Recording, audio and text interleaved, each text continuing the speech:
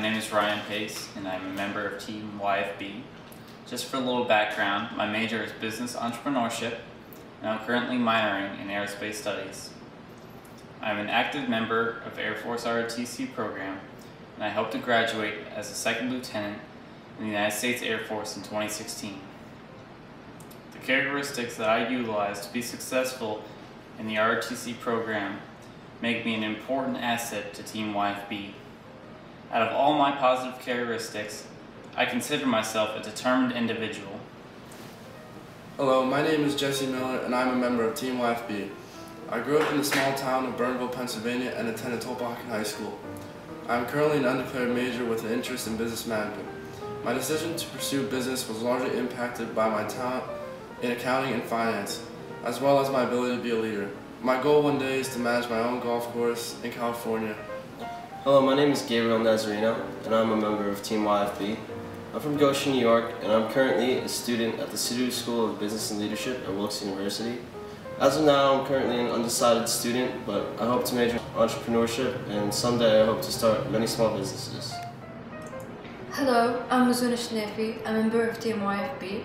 I'm a transfer Saudi Arabian student at Sidhu School of Business and Leadership at Wilkes University. I've graduated from the Institute of Public Administration in Saudi Arabia and worked as an assistant and coordinator for 4 years before deciding to complete my study in the United States. After much deliberation and market research as a team, we decided to make glow-in-the-dark lanterns, which we call key keepers.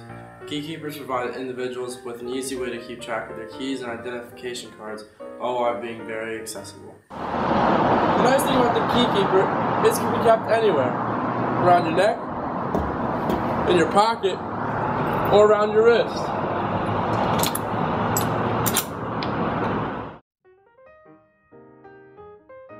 YFB has had a long journey this year.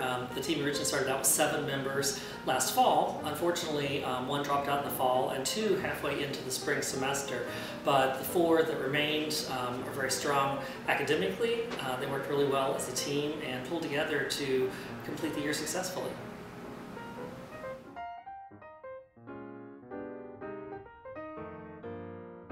About our sales strategy, we followed an independent sales strategy where each member approached their friends on campus and off campus.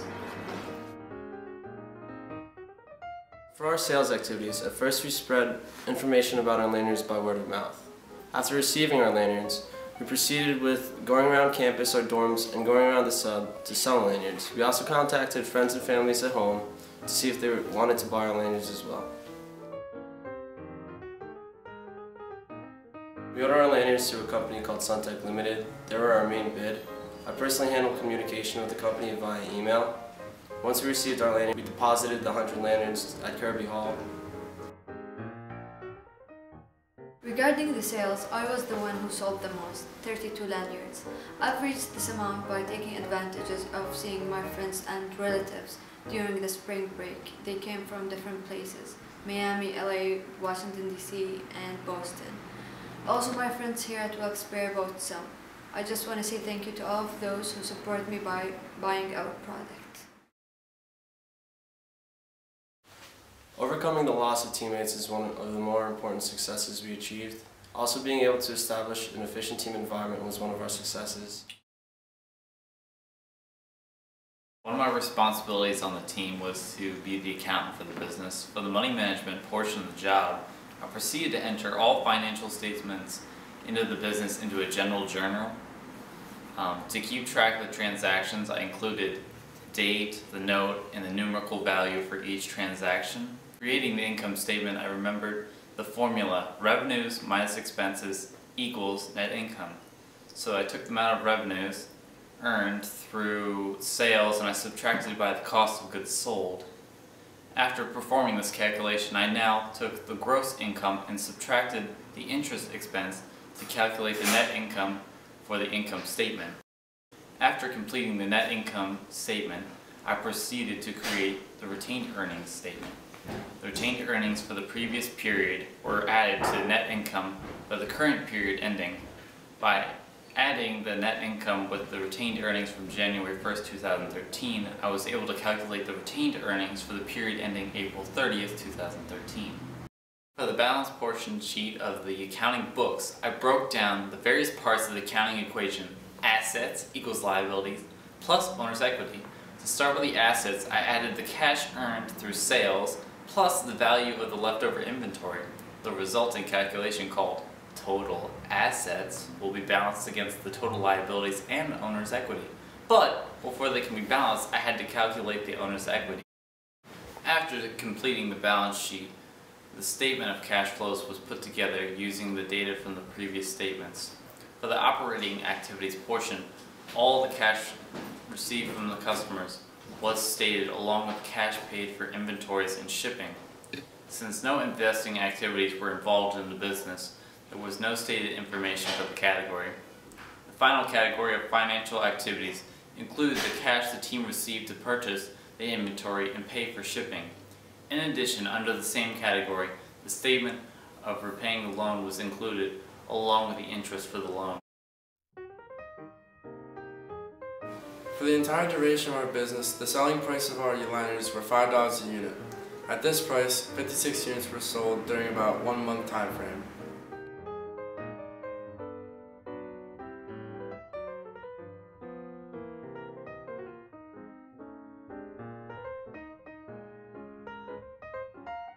The gross profit from all the sales came out to be about $7. With all the sales factored in, the team did break even with a total net income of $5.63.